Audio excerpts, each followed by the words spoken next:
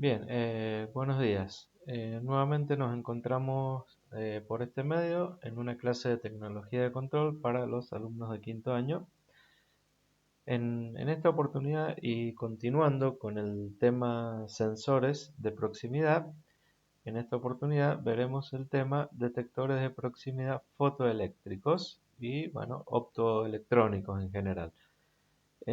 Bien, vamos a tratar de ser lo más claro posible porque hay muchos conceptos de electrónica que eh, por la especialidad de ustedes que es química, por ahí no manejan, entonces vamos a tratar de simplificar un poco y no centrarnos tanto en los detalles electrónicos, si bien obviamente ya hemos estado hablando de lo que son los transistores, los relés y bueno.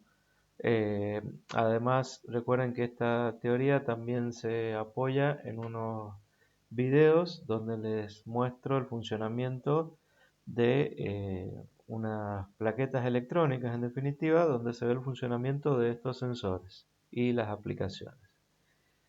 Bien, en general diremos que los detectores fotoeléctricos son dispositivos electrónicos que pueden abrir o cerrar un circuito eléctrico por la acción de la luz y un elemento fotosensible.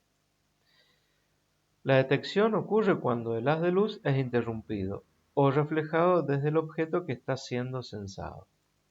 ¿De acuerdo? Es decir, lo primero que tenemos que tener en cuenta acá es que no hay un contacto físico entre el objeto a detectar y el sensor.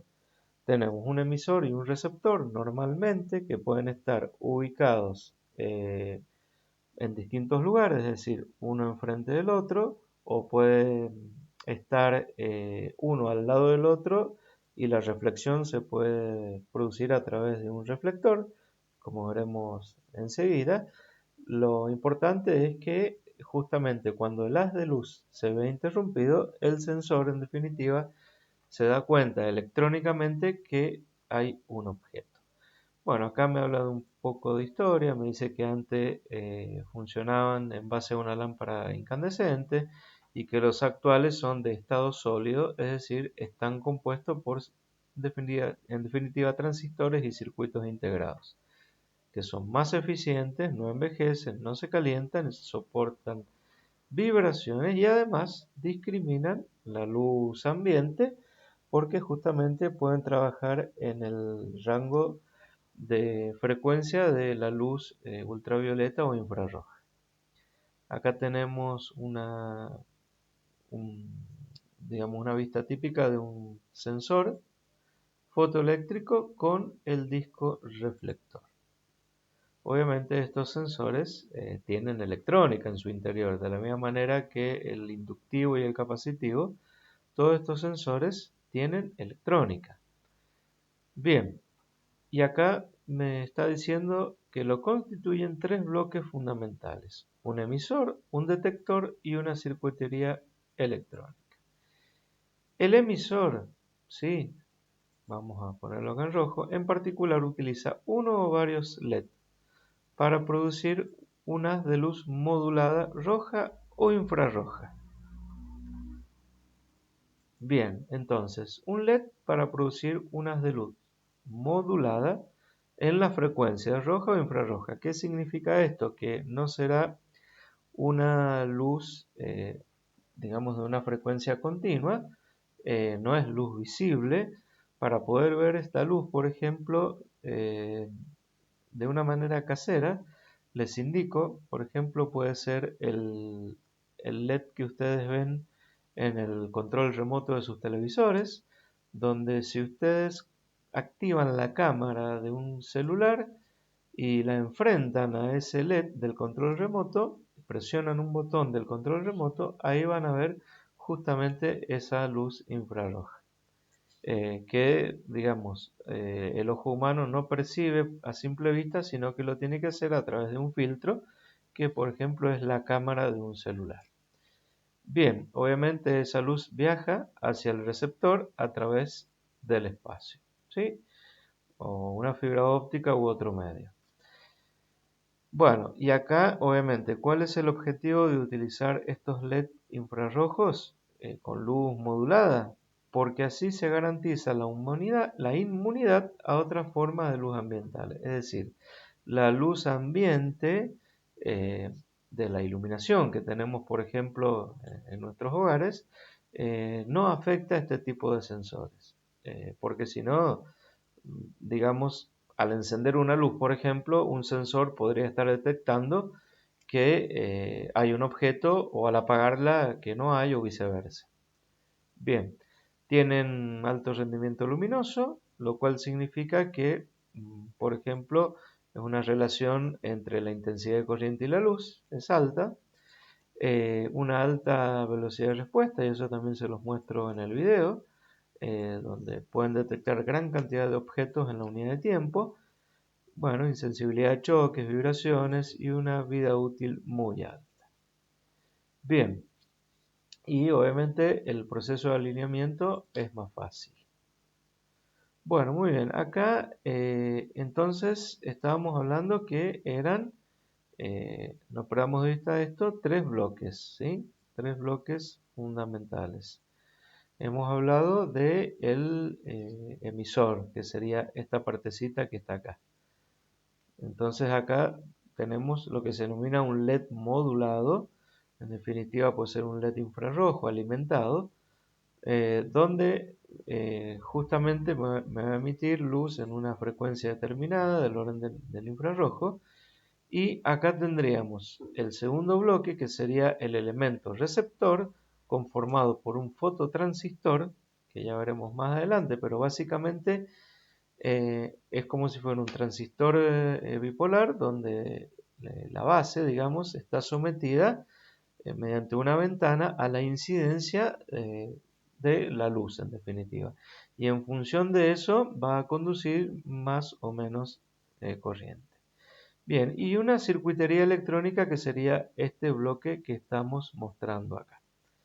Que antes de leerlo observamos, tenemos un amplificador para justamente amplificar la señal que viene con determinada frecuencia desde ese fototransistor, un demodulador para identificar la frecuencia y bueno, y de ahí cortará los pulsos, por ejemplo, negativos, y un disparador de Smith que es el que me transforma en unos y ceros lógicos, en definitiva, esa señal que proviene del demodulador.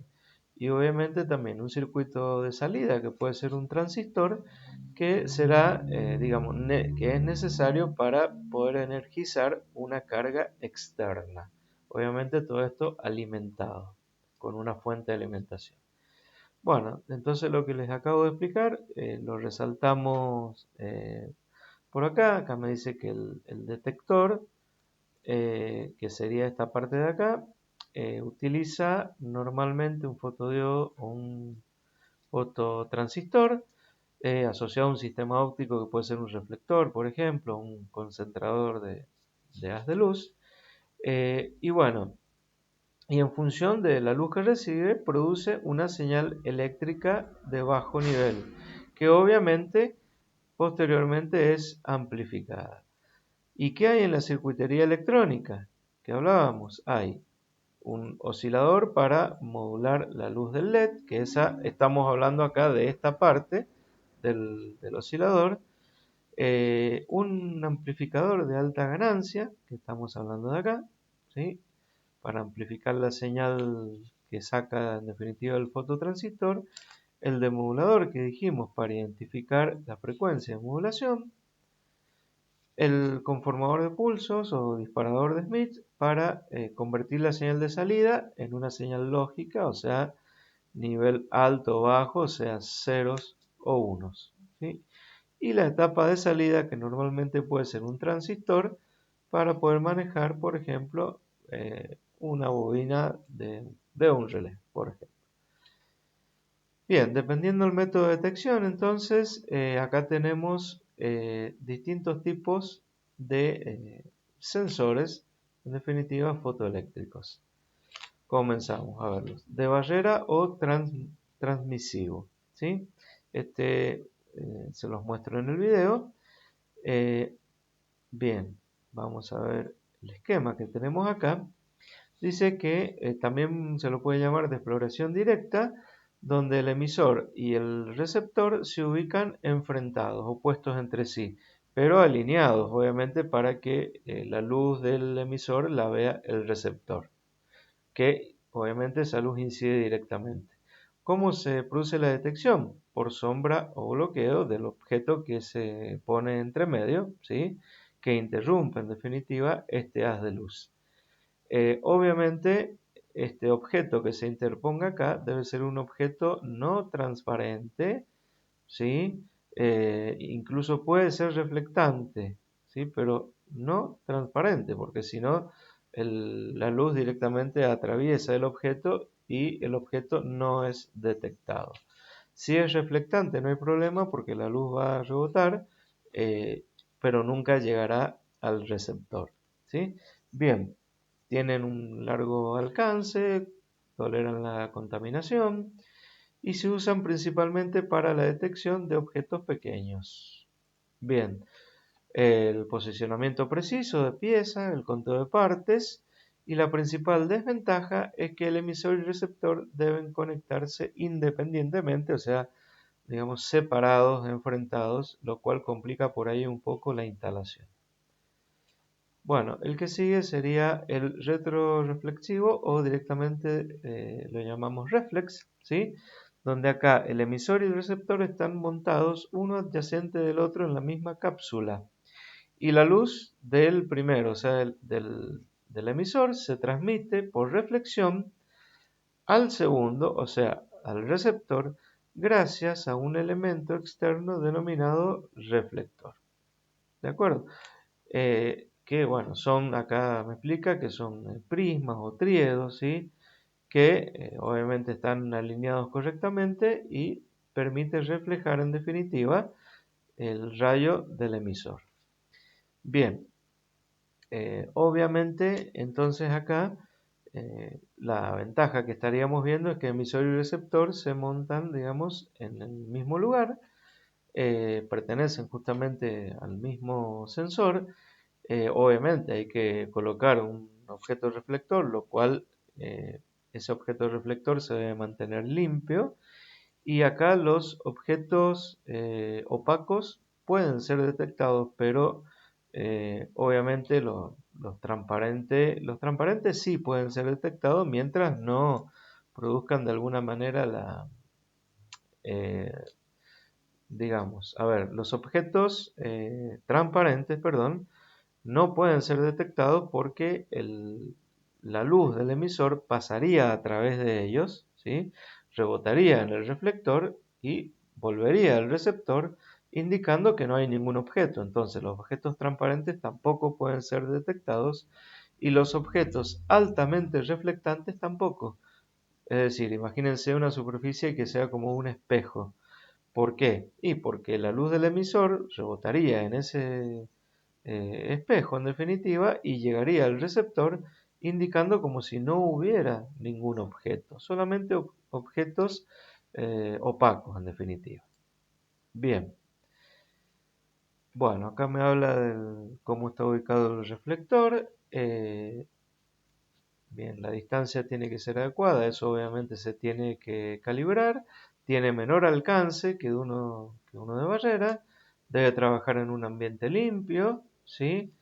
Y bueno, y acá explica lo que les comentaba, que los objetos altamente reflectivos pueden pasar desapercibidos, ¿sí? Obviamente hay filtros para solucionar este inconveniente, pero mejor por ahí no usarlos si los objetos a detectar son altamente reflectivos. Bien, posteriormente el sensor difuso o autorreflex, ¿sí? Bien, tanto emisor como receptor están alojados en la misma cápsula y la detección, la posición del objeto en definitiva se detecta cuando el mismo se coloca en línea con el transmisor y la luz. Al incidir se dispersa, retornando una parte de ella al receptor. Bien, acá nos estaremos dando cuenta que para que eso ocurra, el objeto debe ser altamente reflectante, porque estos operan por luz o reflejo, ¿sí? Bien, es conveniente también desde el punto de vista de la instalación, y acá lo que decíamos recién, que lo más importante es que el objeto sea suficientemente reflectivo, ¿sí? Muchas veces, si bien todo el objeto no es reflectivo, pero se les coloca una etiqueta altamente reflectiva, entonces justamente el objeto, la parte de esa etiqueta pasa por el sensor para ser detectado. Bien, acá vemos algunas desventajas que ustedes tendrán que colocar después en un cuadro que van a tener que hacer, un cuadro comparativo entre todos estos sensores. Una vez que los vean este video y lean de nuevo esta información. Bueno, el sensor convergente, la detección también se realiza por dispersión, pero acá, digamos, las luces, en definitiva, del transmisor y receptor están inclinadas un ángulo con respecto al eje vertical. De esta manera se puede, digamos, calibrar justamente para que detecten los objetos que se ubican en el foco, por ejemplo, eh, eh, de esos rayos, en definitiva. Y acá, bueno, tenemos una profundidad de campo de detección donde siempre ahí se van a detectar esos objetos. ¿Cuál es, digamos, la ventaja respecto de la anterior? Es lo que dice acá, por ejemplo, que pueden ser utilizados para contar botellas, latas, sobre las bandas transportadoras cuando no hay distancia entre productos adyacentes. Entonces, imagínense que las botellas van todas pegadas, pero el pico de la botella, digamos, al ser de menor tamaño que el cuerpo, deja un pequeño espacio entre una botella y la otra, entonces justamente es ahí donde se meterían estos rayos para detectar las botellas, en definitiva. Bien, bueno, y ahí les nombra otras aplicaciones también. Bueno, un sensor especular, como la palabra lo indica, utiliza en definitiva un espejo que acá aparece como superficie altamente reflectiva. Bien, y están colocados el emisor y el receptor de tal manera que, digamos, la detección del objeto se realiza por reflexión total. Es decir, que este objeto, como acabamos de decir recién, es prácticamente un espejo, ¿sí? O como decíamos recién, puede ser también una etiqueta.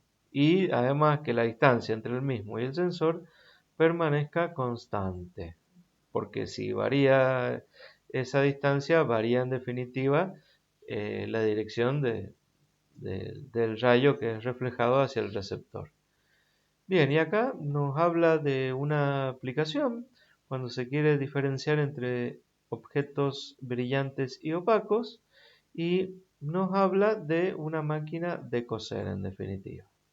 Bien, habría que investigar más sobre el tema a ver cómo es el funcionamiento.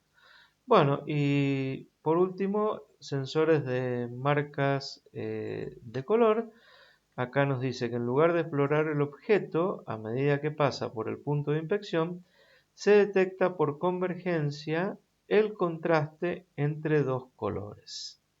Bueno, se detecta entonces el contraste entre dos colores, que pueden ser de la misma superficie o objetos separados.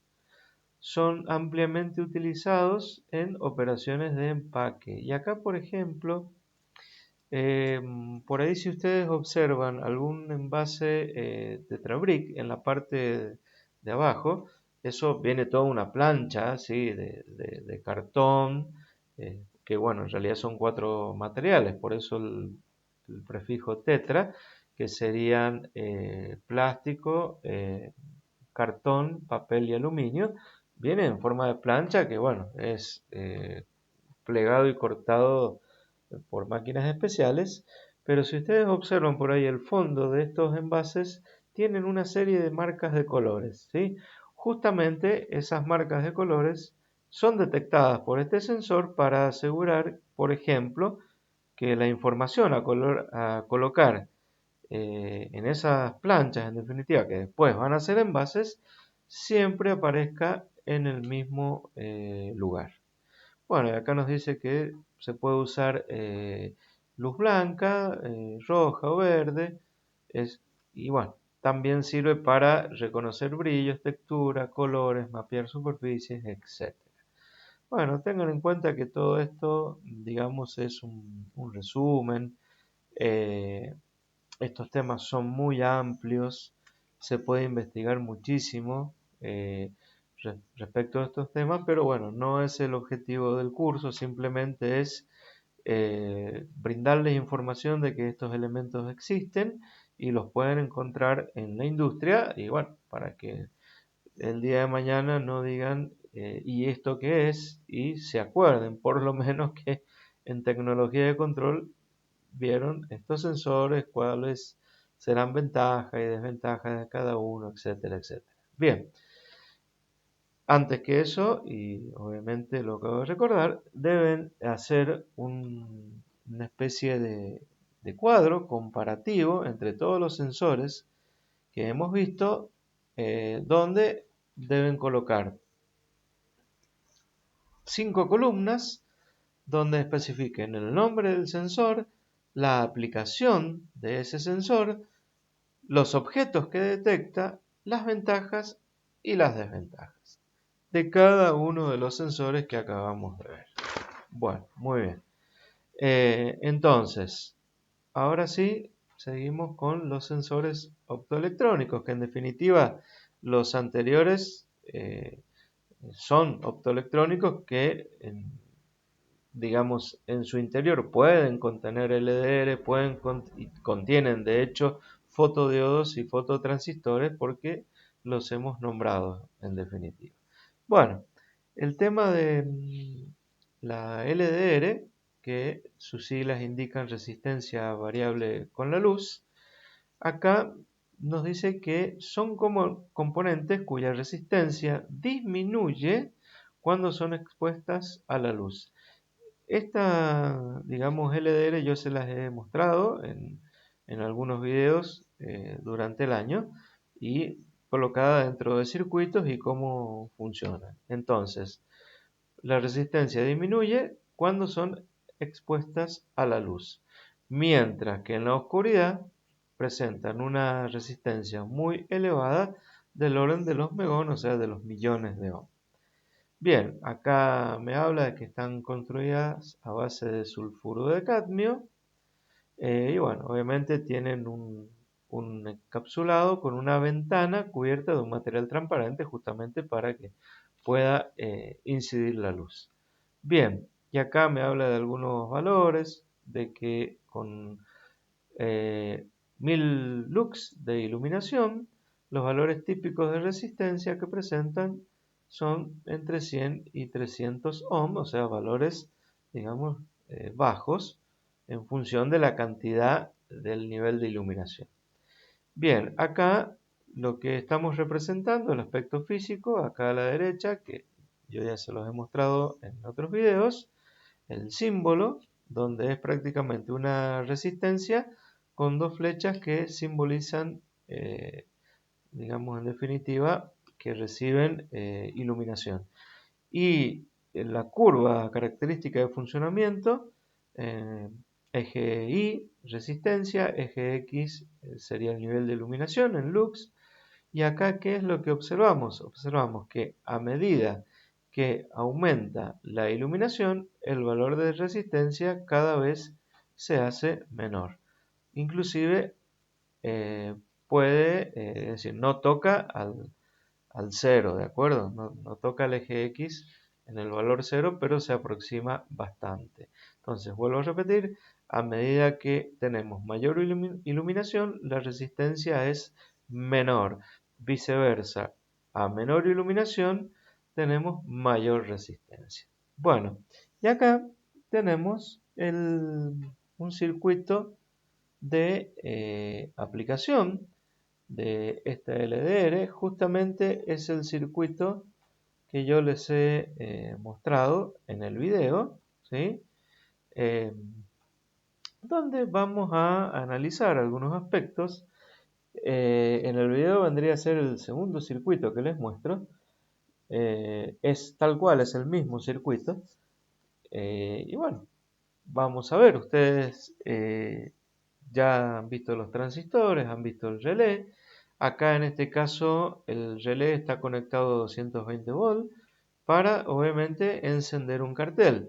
Recuerden que yo les había dicho, por ejemplo, que la parte primaria del relé, o sea, la bobina, no tenía nada que ver en alimentación con la parte secundaria del relé, que son los contactos. Y acá, bueno, acá lo estamos viendo. Mientras que un relé se puede alimentar con 12 volts, acá tenemos un cartel alimentado por 220 volts. Bien, ¿qué observamos? Entonces observamos la LDR, que es esta que está acá, ¿sí? Observamos dos transistores T1 y T2 y también observamos el relé y el cartel que ya dijimos recién. Bueno, acá, ¿qué es lo que vamos a tener en cuenta? Vamos a tener en cuenta lo siguiente, que recordar el funcionamiento de la LDR que vimos más arriba. Cuando es de día, o sea, cuando le incide muchísima luz a esa LDR, su resistencia en definitiva baja. Esta resistencia que baja, en definitiva, si nosotros vemos el circuito, acá tenemos una pila, una B corta que es tensión eléctrica, más, menos, el borne positivo está conectado a la base de ese transistor. Si esta resistencia baja, es como que la base se hace más positiva. En definitiva, este transistor es como si recibiera un 1 en su base. Recuerden que lo hemos estado interpretando de esta manera, ya que hemos explicado el transistor como una llave electrónica, en definitiva. ¿Qué hacía un transistor? En este caso NPN con un 1 en su base. Este transistor en definitiva conduce. Bien, y al conducir este transistor, lo que hace en definitiva que la base de este transistor T2 se pone en definitiva a 0. Acá se ha cortado un poquito el circuito, ahí está. Bien, entonces lo que hace es que la base, entonces como dijimos, del transistor T2 tiene el camino libre para llegar a este borde negativo. En definitiva, lo que podemos decir es que se hace negativa y equivaldría a decir que recibe un 0 en su base el transistor 2. Como también es NPN con un 0 en su base, entonces se va a comportar como una llave abierta, no va a circular corriente a través de él y por lo tanto el relé va a estar desactivado, o sea, no va a circular corriente por la bobina del relé. Por lo tanto, si no circula corriente por la bobina del relé, el cartel, en este caso, y razonando, como habíamos dicho que es de día, el cartel se va a apagar. Ustedes me tendrán que decir después, porque acá no está colocado, en qué contactos hemos utilizado del relé. ¿Sí? Recuerden que teníamos el común, el normal abierto y el normal cerrado. Y nosotros decíamos, cuando el relé está sin funcionar, el común está haciendo contacto con el normal cerrado. Pero cuando el relé se pone en funcionamiento, el común está haciendo contacto con el normal abierto. Entonces, acá dijimos que el relé no está funcionando. Y dijimos también que el cartel se apaga porque es de día. Entonces, a ver, después me van a tener que explicar si este cartel está conectado. Obviamente, uno, imagínense, acá donde dice este cable irá conectado al común, imagínense. Y la otra parte del cartel deberá ir conectado al normal abierto, al normal cerrado. Eso me lo tendrán que comentar ustedes. Bien, eh, hemos analizado la parte donde le llega luz. Ahora, ¿qué pasa cuando no le llega luz, o sea, cuando es de noche, cuando hay oscuridad.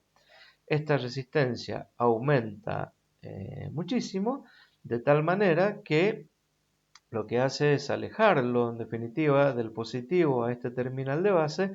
Por lo tanto, lo que vamos a indicar acá es como si le llegara un cero lógico a la base de este transistor. Con este cero lógico, lo que ocurre es que este transistor NPN no conduce.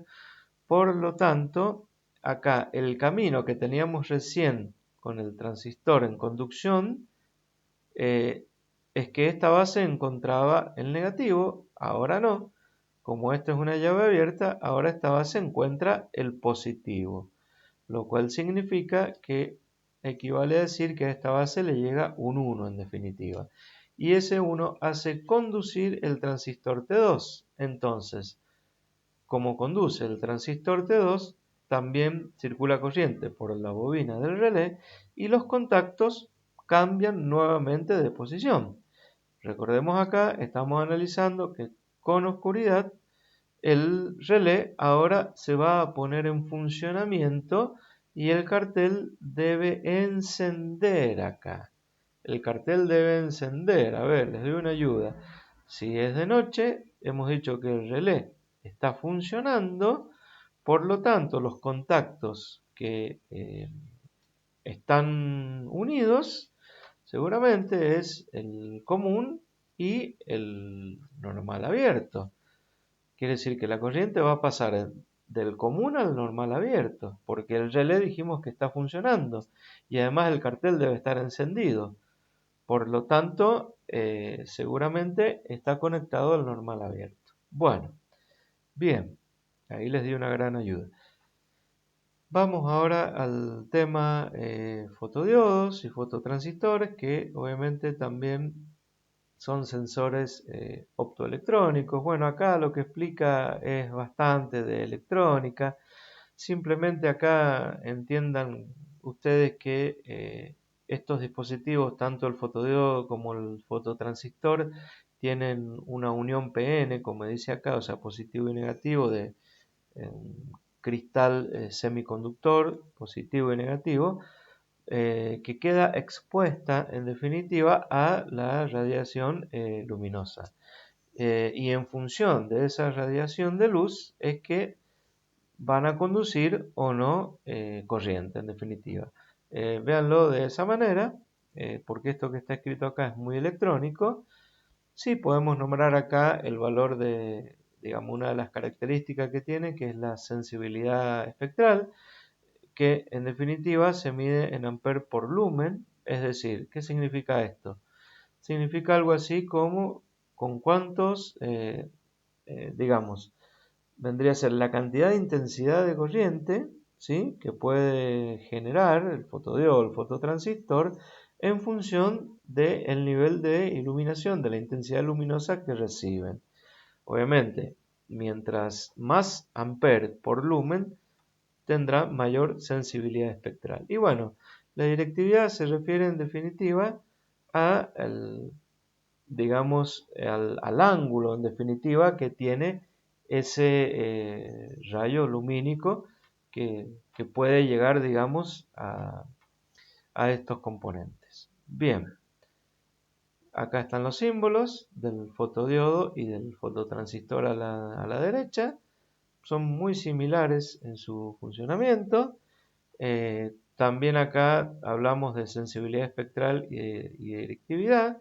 Y bueno, acá, más allá de la explicación electrónica, que recuerden, interprétenlo así, tienen una ventana sensible a la luz y en función de eso generan más o menos electrones para producir su conducción eléctrica.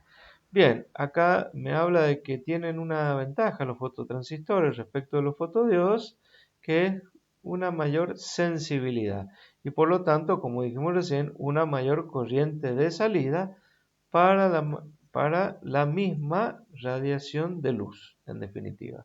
Entonces, con la misma luz generan mayor corriente los fototransistores que los fotodiodos, pero tienen una menor velocidad de conmutación, o sea, una menor velocidad de respuesta.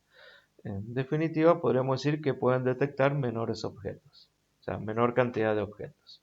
Bueno, y estas dos características, que es la sensibilidad y la directividad, que ya las nombramos. Un circuito de aplicación, que es justamente el primer circuito que sale en el video, que les he enviado también, sería el de la barrera infrarroja. Bien, lo vamos a analizar el funcionamiento, que será justamente lo que ustedes tienen que escribir en la actividad. Para eso lo que observamos acá es un LED, que será un fotodiodo, acá Q1, que es un fototransistor, y acá tenemos un Q2 y tenemos un relé. Bien, eso, y bueno, resistencias de polarización para que funcionen estos dispositivos. Acá tenemos que entender algo, para eso voy a volver un poquito hacia atrás a este circuito. En este circuito tenemos los tres bloques de un sistema de control. Tenemos un sensor, que es la LDR, ¿sí?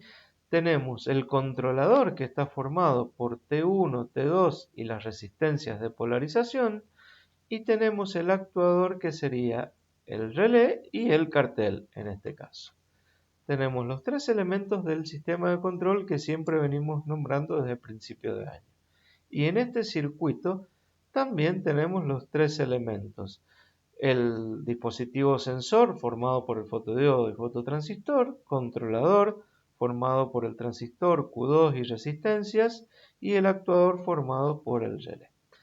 Bueno, ¿cómo sería este funcionamiento? Lo que vimos, según lo que muestra el video, que con el circuito alimentado, o sea, inmediatamente alimentamos este circuito, el relé se pone en funcionamiento.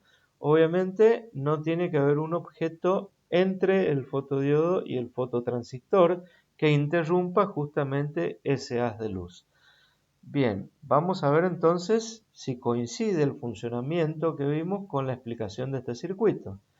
Quiere decir que, vuelvo a insistir, cuando no hay un objeto entre emisor y receptor, la luz le llega a este fotodiodo, por lo tanto, fíjense que está ingresando en la que se denomina juntura colector-base, y en definitiva esa energía radiante que le llega a este fototransistor lo que va a generar es que va a conducir corriente, al tratarse justamente de un NPN. Conduce corriente. Esta conducción de corriente lo que hace es prácticamente cerrar una llave acá que está conectada a negativo. Por lo tanto, este borne del transistor, que es la base, está más cerca del negativo. Quiere decir que sería equivalente a decir que a la base de este Q2, en definitiva, le está llegando un 0. Y acá, prestemos bien atención, es un transistor PNP. Un transistor PNP con un 0 en su base se comporta como una llave cerrada, o sea, conduce corriente. Si conduce corriente el Q2, como está conectado justamente al colector de este transistor, va a conducir corriente la bobina del relé y bueno, los contactos se activarán correspondientemente. Acá no le hemos conectado ninguna carga a la salida. Puede haber, inclusive puede haber ser una señal que se envíe a un controlador, a otro controlador, para que decida, por ejemplo, contar un objeto que está pasando por acá o activar una alarma, por ejemplo. Bien, entonces, que quede claro que cuando el circuito está alimentado, cuando no hay un objeto entre medio de fotodiodo y fototransistor, en definitiva el Q2 conduce, el relé, por la bobina del relé circula corriente, por lo tanto el relé está activado, que es justamente lo que yo les mostré. Cuando alimentaba el circuito se sentía el ruidito de los contactos del relé. Bien, ¿qué pasa ahora cuando hay un objeto entre medio de ese fotodiodo y ese fototransistor? ¿Qué va a ocurrir? Se va a interrumpir justamente ese haz de luz. Bueno, pero no haber activado nada. Activé el Paint con esos doble clic que hice. Bueno, entonces, cuando hay un objeto entre, digamos, el fotodiodo y el fototransistor, se interrumpe ese haz de luz, en definitiva, no le llega energía radiante a la base de ese fototransistor, como es un NPN, no conduce corriente. Que no conduzca corriente significa que esta base ahora, que recién se acercaba más al negativo, ahora se acerca más al positivo, lo que es equivalente a decir que acá tenemos un 1, y con un 1 en la base de este transistor PNP, este transistor no conduce corriente, por lo tanto por la bobina del relé tampoco conduce corriente, y los contactos cambian de estado de entonces normalmente abierto a normalmente cerrado, porque el relé ha dejado de funcionar en definitiva. Bueno, muy bien. Hasta aquí ha llegado la clase de sensores fotoeléctricos, optoelectrónicos, eh, que bueno, es teórico, pero yo les he enviado unos videos con estos sensores formando parte de plaquetas que pueden ser aplicados en diversos procesos productivos. Y bueno, espero que les haya sido útil esta explicación teórica y el video práctico. Muy bien, muchas gracias y nos estamos viendo.